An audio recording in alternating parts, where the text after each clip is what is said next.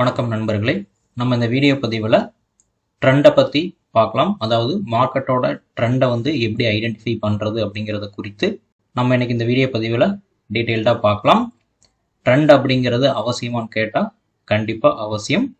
ஏன் அப்படின்னா நீங்கள் ஒரு ட்ரேடராக இருந்தாலும் சரி, இன்வெஸ்டராக இருந்தாலும் சரி, ஓவரால் மார்க்கெட் என்ன ட்ரெண்டில் இருக்குது அப்படின்றத தெரிந்து கொள்வது அவசியம்.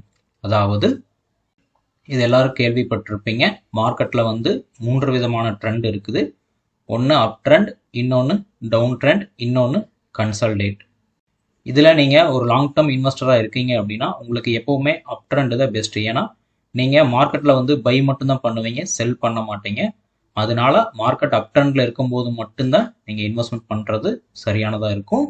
இதுவே நீங்கள் ஒரு இன்ட்ராடே ட்ரேடராக இருந்தீங்க அப்படின்னா அப் ட்ரெண்டாக இருந்தாலும் சரி, டவுன் ட்ரெண்டாக இருந்தாலும் சரி, நீங்கள் ப்ராஃபிட் மேக் பண்ண முடியும். அதாவது அதற்கு முன்னாடி நீங்கள் ப்ராஃபிட் பண்ணணும் அப்படின்னா ஃபஸ்ட்டு என்ன ட்ரெண்டுன்னு தெரிஞ்சுக்கிட்டு அதுக்கப்புறமா அந்த சைடில் நீங்கள் ட்ரேட் எடுக்கும்போது உங்களுக்கு ப்ராஃபிட் கிடைக்கும். ஓகே, இப்போ இந்த ட்ரெண்டை ஐடென்டிஃபை பண்ணுறது எப்படிங்கிறத பார்க்கலாம். சிம்பிள். அதாவது ட்ரெண்டை ஐடென்டிஃபை பண்ணுறதுக்கு இண்டிகேட்டர்ஸ் இருக்குது அண்டு ஒரு சில டூல்ஸும் இருக்குது. அதில் முக்கியமான ரொம்பவுமே எளிமையான ஒரு டூல் அப்படின்னா அது ட்ரெண்ட் லைன் தான். ஓகேங்களா? ஸோ அந்த ட்ரெண்ட் லைனை நீங்கள் மார்க் பண்ணணும் அப்படின்னா ஜஸ்ட் உங்கள் சார்ட்டில் பார்த்தீங்கன்னா லெஃப்ட் சைடில் ஃபர்ஸ்ட் ஆப்ஷன்ஸ் அதுதான் இருக்கும். ஸோ இந்த ட்ரெண்ட் லைனை பொறுத்த வரைக்கும் நீங்கள் ஹரிசோனலாகவும் மார்க் பண்ணக்கூடாது, வெர்டிக்கலாகவும் மார்க் பண்ணக்கூடாது, கிராஸாக தான் மார்க் பண்ணணும். கீழேருந்து மேலேயோ அல்லது மேலேருந்து கீழேயோ இப்படி கிராஸாக தான் ட்ரெண்ட் லைன் அப்ளை ஆகும். ஸோ அதை நான் உங்களுக்கு மார்க் பண்ணி காட்டும் போது கிளியராக எப்படின்றத தெரிஞ்சிடும். ஓகேங்களா? அதாவது நீங்கள் ஃபஸ்ட்டு இந்த ட்ரெண்ட் லைனை எடுக்கிறீங்க. ஃபஸ்ட்டு இங்கே ஒரு கிளிக் பண்ணுறீங்க, அப்புறம் மேலே கொண்டு இங்கே ஒரு கிளிக் பண்ணீங்க அப்படின்னா இந்த ட்ரெண்ட் லைன் மார்க் ஆயிடுச்சு. ஸோ இப்போ நான் இந்த இடத்துல மார்க் பண்ணிக்கிறேன் பார்த்தீங்களா? இதுவும் ட்ரெண்ட் லைன் தான், இங்கேயும் அப்ளை பண்ண முடியும். ஸோ அது எப்படின்றத நான் உங்களுக்கு டீட்டெயில்டாக எக்ஸ்பிளைன் பண்ணுறேன். அதாவது உதாரணத்துக்கு மார்க்கெட் அப் ட்ரெண்டில் போகுது அப்படின்றத நம்ம மீன் பண்ணிக்கலாம். என்ன ஒரு அப் ட்ரெண்ட் மார்க்கெட்டாக இருந்தாலும் கூட ஏற்ற இறக்கங்கிறது இருக்க தான் செய்யும். இது லோ, இது ஹை, இது ஹையர் லோ, ஹையர் ஹை, இந்த மாதிரிலாம் நீங்கள் கேள்விப்பட்டிருப்பீங்க. அதாவது இந்த லோவை இதுக்கு அடுத்து வரக்கூடிய லோ பிரேக் பண்ணக்கூடாது. இந்த ஹையை இதுக்கு அடுத்து வரக்கூடிய ஹை பிரேக் பண்ணணும். இந்த லோவை இதுக்கு அடுத்து வரக்கூடிய லோ பிரேக் பண்ணக்கூடாது. அப்போ என்னன்னா ஸ்டெப் பை ஸ்டெப்பாக பார்த்தீங்கன்னா உங்களுக்கு அப் ட்ரெண்டில் கேண்டில் மூவ்மெண்ட் ஆகுதா? ஸோ இந்த மாதிரி அப் ட்ரெண்டில் கேண்டில் மூவ்மெண்ட் ஆகும்போது அந்த இடத்துல நீங்கள் கொண்டு போய் இந்த ட்ரெண்ட் லைனை மார்க் பண்ண முடியும். எப்படி அப்படின்னா ஜஸ்ட்டு இந்த லோ எல்லாமே கனெக்ட் பண்ணுற மாதிரி நீங்கள் மார்க் பண்ணணும். அதாவது லோவில் எங்கே இருக்குதோ, இங்கே ஒரு லோ இருக்குதா, இங்கே ஒரு லோ, இங்கே ஒரு லோ. ஸோ இந்த லோ எல்லாமே கனெக்ட் பண்ணுற மாதிரி நீங்கள் இந்த ட்ரெண்ட் லைனை அப்ளை பண்ணணும். அந்த ட்ரெண்ட் லைனை நீங்கள் லோவில் அப்ளை பண்ணுறது மட்டும் இல்லாமல் ஹைலையும் உங்களால் அப்ளை பண்ண முடியும். அதாவது இந்த கேண்டிலோட ஹை இருக்குது பார்த்தீங்களா? ஸோ இந்த ஹையில் எல்லாமே இங்கே ஒரு ஹை, இங்கே ஒரு ஹை, அடுத்து இங்கே ஒரு ஹை இருக்குது. இந்த மாதிரி ஹைலையும் கூட உங்களால் இந்த ட்ரெண்ட் லைனை அப்ளை பண்ண முடியும். அதற்கு மார்க்கெட் ஒன்லி அப் ட்ரெண்டாக இருக்கணும் அல்லது டவுன் ட்ரெண்டாக இருக்கணும். ஸோ இந்த மாதிரி ட்ரெண்டிங் மார்க்கெட்டாக இருந்தால் தான் இந்த ட்ரெண்ட் லைனை அப்ளை பண்ண முடியும். அதே மாதிரி 2 லோ அல்லது 2 ஹையாவது கண்டிப்பாக வேணும். ஏன்னா இந்த ட்ரெண்ட் லைனுக்கு 2 எட்ஜஸ் இருக்கிறதுனால மினிமம் ஒரு 2 லோ அல்லது ஒரு மினிமம் 2 ஹை இருந்தது அப்படின்னா நீங்கள் அந்த ட்ரெண்ட் லைனை மார்க் பண்ணிடலாம். மார்க் பண்ணதுக்கு அப்புறமா அந்த ட்ரெண்ட் லைனை வச்சு எப்படி நம்ம ட்ரேட்ஸ் எடுக்கணும் அப்படின்றத அடுத்து சொல்கிறேன். இப்போ எந்தெந்த இடங்கள்லாம் நம்ம ட்ரெண்ட் லைனை மார்க் பண்ண முடியும் அப்படிங்கிறத பார்க்கலாம். ஃபர்ஸ்ட் இந்த லோ கிட்ட நான் ஒன்று மார்க் பண்ணினேன். அண்ட் அதே மாதிரி இந்த ஹையில் கூட நம்ம மார்க் பண்ணலாம். இந்த இடத்துல பார்த்தீங்கன்னா இந்த ஹையை கனெக்ட் பண்ணுற மாதிரி நான் மார்க் பண்ணுறேன். அண்ட் இந்த லோஸ் எல்லாமே கனெக்ட் பண்ணுற மாதிரி நான் மார்க் பண்ணுறேன். அண்டு இங்கே இந்த ஹை எல்லாமே கனெக்ட் பண்ணுற மாதிரி கூட நான் ட்ரெண்ட் லைன் மார்க் பண்ணுறேன். அண்ட் இந்த லோ எல்லாமே கனெக்ட் பண்ணி கூட நம்ம மார்க் பண்ணலாம். ஸோ இதில் சிலருக்கு டவுட் இருக்கலாம். என்ன அப்படின்னா இந்த மாதிரி நான் விக்கு ஃபார்ம் ஆகுது, இந்த விக்கு கிட்ட நான் ட்ரெண்ட் லைனை மார்க் பண்ணணுமா, இல்லை மிடில் மார்க் பண்ணணுமா, இல்லை இந்த கார்னர் எட்ஜில் மார்க் பண்ணணுமா அப்படின்றத நிறைய பேருக்கு டவுட் இருக்கும். அதாவது நீங்கள் ட்ரெண்ட் லைன் ஃபார்ம் பண்ணுறீங்க அப்படின்னா இந்த ஒரு கேண்டிலை மட்டும் கன்சிடர் பண்ணக்கூடாது.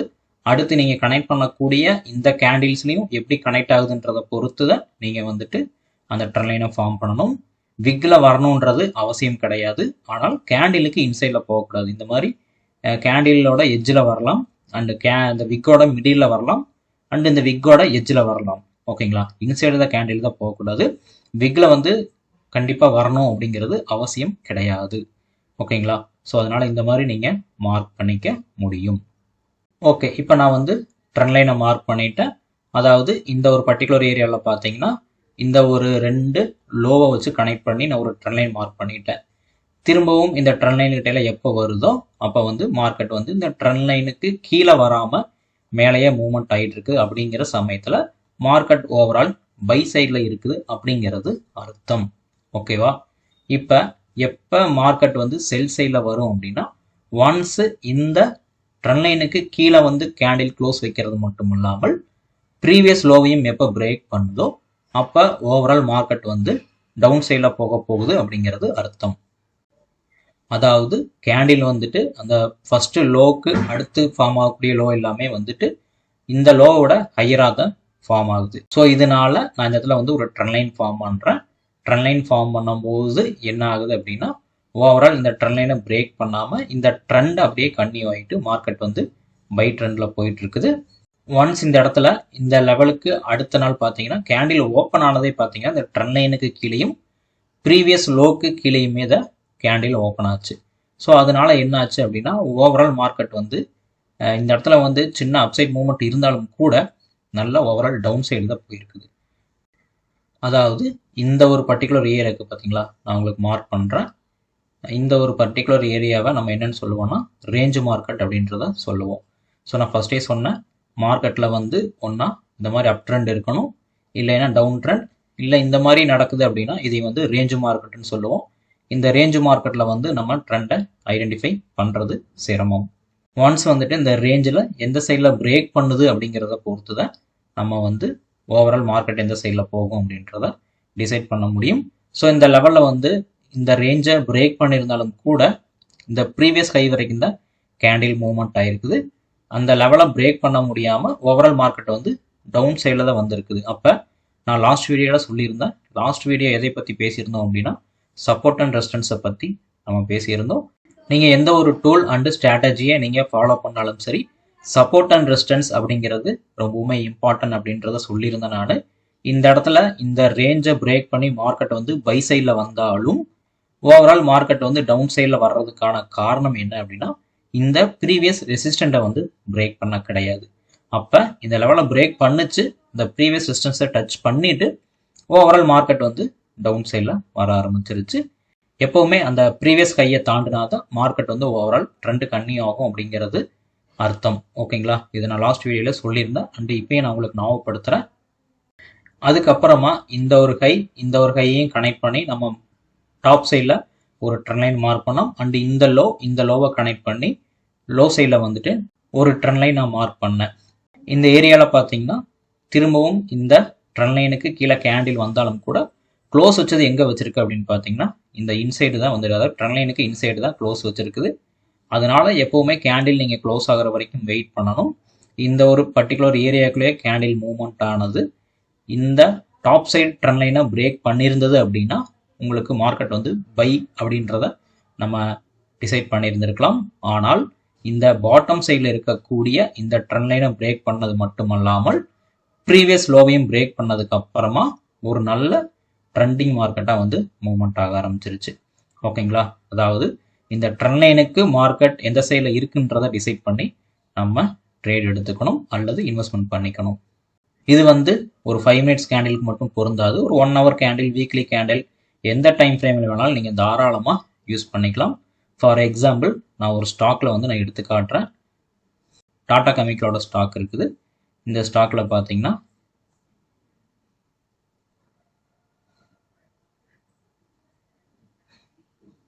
இப்போ டாடா கெமிக்கலோட டே சார்ட்டில் வச்சுருக்கேன்.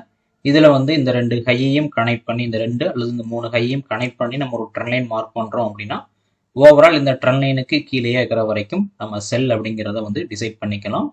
ஒன்ஸ் எப்போ வந்து இந்த லெவலை பிரேக் பண்ணுதோ, இந்த ட்ரெண்ட் லைனை பிரேக் பண்ணுதோ அப்போ வந்து மார்க்கெட் ஓவரால் வந்துட்டு பை ட்ரெண்ட் மாறிடுச்சு அப்படின்றத கன்சிடர் பண்ணிக்கணும். ஓகேங்களா, அண்ட் அதே மாதிரி இந்த லெவலை பிரேக் பண்ணிட்டு இந்த இடத்துல இந்த ப்ரீவியஸ் லோவை வந்து பிரேக் பண்ண கிடையாது, பிரேக் பண்ணுற மாதிரி மூவ்மெண்ட் ஆனாலும் கூட இந்த லெவலுக்கு கீழே வர கிடையாது. இந்த லெவலுக்கு கீழே வந்துருந்தால் தான், அதாவது ப்ரீவியஸ் லோ கீழே தான் நம்ம வந்து எஸ்எல் செட் பண்ணணும். ஸோ இந்த லெவலுக்கு மேலேயே வந்து ஓவரால் மூவ்மெண்ட் ஆகிட்டு இருந்த கேண்டில் அடுத்தடுத்த ஹை வந்துட்டு உங்களுக்கு ரீச் ஆக ஆரம்பிச்சிருச்சு. ஸோ இந்த ஹை எல்லாமே கனெக்ட் பண்ணி நம்ம என்ன மார்க் பண்ணியிருக்கோம் அப்படின்னா இங்கே ஒரு ட்ரெண்ட் லைன் மார்க் பண்ணியிருக்கோம்.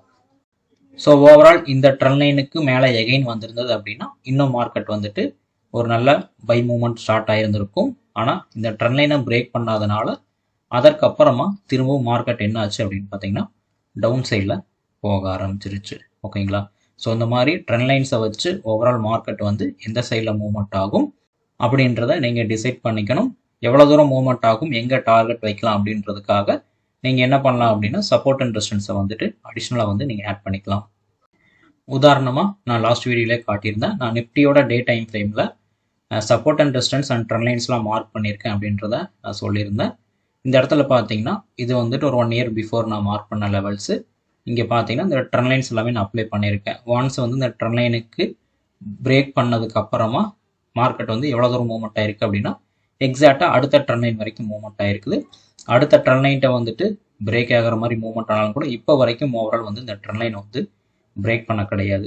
ஸோ இந்த ட்ரெண்ட் லைனை ஒன்ஸ் எப்போ பிரேக் பண்ணுதோ அப்போ தான் வந்து பையிங்கான ஆப்பர்ச்சுனிட்டி கிடைக்கும் அப்படிங்கிறத டிசைட் பண்ணலாம். இந்த இடத்துல பை செல் ரெண்டு மூவ்மெண்ட்டுமே இருக்குது. ஆனாலும் கூட ஓவரால் மார்க்கெட்டோட ஒரு ட்ரெண்டிங் மார்க்கெட் அப்படிங்கிறது இந்த ட்ரெண்ட் லைனை பிரேக் பண்ணாத மூவ்மெண்ட் ஆகுமே தவிர இந்த சப்போர்ட் அண்ட் ரெசிஸ்டன்ஸ்குள்ளே வந்துட்டு செல் பை வந்துட்டு நீங்கள் கன்சிடர் பண்ணி ட்ரேடோ அல்லது இன்வெஸ்ட்மெண்ட்டோ பண்ணிக்கலாம். ஏன்னா இன்வெஸ்ட்மெண்ட் அப்படின்றப்ப நமக்கு ஒரு லாங் டேர்ம், அப்படின்றப்ப லாங் டேர்மாக வந்து மார்க்கெட் வந்து என்ன டைரக்ஷனில் இருக்குன்றது தெரிஞ்சுக்கிறதுக்கு இந்த மாதிரி ட்ரெண்ட் லைன்ஸை வச்சு ஒவ்வொரு டைமும் பிரேக் அவுட் ஆகும்போது அல்லது ஒரு லோ ரேஞ்சில் வந்து நீங்கள் எடுக்கும்போது மார்க்கெட்டோட டைரக்ஷன் என்னன்றதை தெரிஞ்சு அதுக்கேற்ற மாதிரி நீங்கள் இன்வெஸ்ட்மெண்ட் அல்லது ட்ரேட் தெரிஞ்சுக்கலாம். இது வந்து வெறும் சிம்பிளான டூல் தான். ஜஸ்ட்டு கேண்டில்ஸோட ஹைஸ் அண்ட் லோஸை மார்க் பண்ணி அதன் மூலமாக அந்த ட்ரெண்ட் லைனுக்கு மேலே இருக்குதா அல்லது கீழே மார்க்கெட் மூவ்மெண்ட் ஆகுதான்றதை டிசைட் பண்ணி நீங்கள் ட்ரேட் எடுத்துக்க முடியும். இப்போ ஒரு லாங் டேர்ம் அப்படின்றப்ப நீங்கள் வீக்லி டைம் ஃப்ரேமில் வைக்கலாம். இப்போ நான் வீக்லியில் கொடுக்குறேன் அப்படின்னா இன்னுமே கிளியராக உங்களுக்கு தெரியும். ஓகேங்களா? ஸோ அந்த இடத்துல பார்த்தீங்கன்னா ஓவரால் டவுன் சைடு ஒன்ஸ் இந்த லெவலில் வந்து பிரேக் பண்ணவும் இந்த லெவல்கிட்ட இருந்து இப்போ வந்துட்டு என்ன ஆயிருக்கு அப்படின்னா கிட்டத்தட்ட வந்துட்டு ஒரு நல்ல ஹை தான் வந்துருக்குது. அப்போ நீங்கள் என்ட்ரி ஆகணும் அப்படின்னா இந்த லோகிட்டே என்ட்ரி ஆகிருந்துருக்கணும். இந்த ஹையில் வந்து நீங்கள் என்ட்ரி ஆகுறீங்க அப்படின்றப்ப கொஞ்சம் ரிஸ்க்கு தான். ஒன்ஸ் இதை பிரேக் பண்ணதுக்கப்புறம் என்ட்ரி ஆகலாம் அல்லது இந்த மாதிரி மார்க்கெட் கொஞ்சம் கீழே இறங்கினதுக்கு அப்புறமா சின்ன சின்ன லெவல்ஸ் வந்து நீங்கள் லாங் டேர்மாக வந்து ஸ்டாக்ஸை பை பண்ணலாம். இன்னும் கீழே வந்ததுன்னா அடிஷ்னல் நீங்கள் ஆவரேஜ் பண்ணலாம். ஏன்னா ஓவரால் நிஃப்டி அப்படிங்கிறப்ப நமக்கு லாங் டேர்மில் வந்து கண்டிப்பாக இன்னும் மேலே மேலே அதிகமாக தான் போகும். அதனால் எப்போவுமே வந்து நீங்கள் ஒரு ஸ்டாக்கில் இன்வெஸ்ட்மெண்ட் பண்ணுறீங்க அப்படின்னா அது டவுன் சைடில் போயிட்டுருக்கு அப்படிங்கிற சமயத்தில் அந்த மாதிரி டைமிங்கில் நீங்கள் தெரியாமல் முதலீடு பண்ணி ஒரு வருஷம் 2 வருஷம் வெயிட் பண்ணி அதற்கப்புறமா அது மேலே வர்றதுக்கு இந்த மாதிரி ட்ரெண்ட் என்னன்னு தெரிஞ்சு எந்தெந்த ஸ்டாக்லாம் வந்துட்டு பை ட்ரெண்டில் இருக்குது, செல் ட்ரெண்டில் இருக்குது அப்படின்றத ஐடென்டிஃபை பண்ணி பையில் இருக்கக்கூடிய ஸ்டாக்ஸை மட்டும் நீங்கள் பை பண்ணிக்கிறதுக்கு இது வந்து ஒரு ஈஸியான டூல். சரிங்களா? ஸோ இன்னமும் டீட்டெயில்டாக நீங்கள் இந்த ட்ரெண்ட் லைனை பற்றி தெரிஞ்சுக்கணும் அப்படின்னா கீழே கமெண்ட் பண்ணுங்கள். நான் வந்து அடுத்த வீடியோவில் இன்னும் டீட்டெயில்டாக எக்ஸ்பிளைன் பண்ணுறேன். அண்ட் இந்த வீடியோ உங்களுக்கு கண்டிப்பாக ஹெல்ப்ஃபுல்லாக இருந்திருக்கும்னு நம்புகிறேன். நான் ட்ரேட் அல்லது இன்வெஸ்ட்மெண்ட் பண்ணுறதுக்கு யூஸ் பண்ணக்கூடிய பிளாட்ஃபார்ம் ஆலிஸ் ப்ளூ பிளாட்ஃபார்ம். கீழே டிஸ்கிரிப்ஷனில் லிங்க் கொடுத்துருக்கேன். விருப்பப்பட்டவங்க நீங்கள் ஜாயின் பண்ணிக்கலாம். நான் வந்து ஒரு சிபி ரெஜிஸ்டர் அட்வைசர் கிடையாது. நான் கற்றுக்கிட்ட நாலேஜை வச்சு உங்களுக்கு ஷேர் பண்ணிகிட்டு இருக்கேன். உங்களுக்கு வேறு ஏதாவது டவுட் என்னை பர்சனலாக காண்டாக்ட் பண்ணணும் அப்படின்னா கீழே சோசியல் மீடியா லிங்க் கொடுத்துருக்கேன். விருப்பம் உள்ளவங்க என்னை காண்டாக்ட் பண்ணி டவுட் கேட்டுக்கலாம். அண்டு உங்களுக்கு இந்த வீடியோலையோ அல்லது வேறு ஏதாவது வீடியோ அப்லோட் பண்ணணும் அப்படின்னாலும் கூட கீழே கமெண்டில் பதிவு பண்ணுங்கள். நான் அப்லோட் பண்ணுறேன். தேங்க்யூ.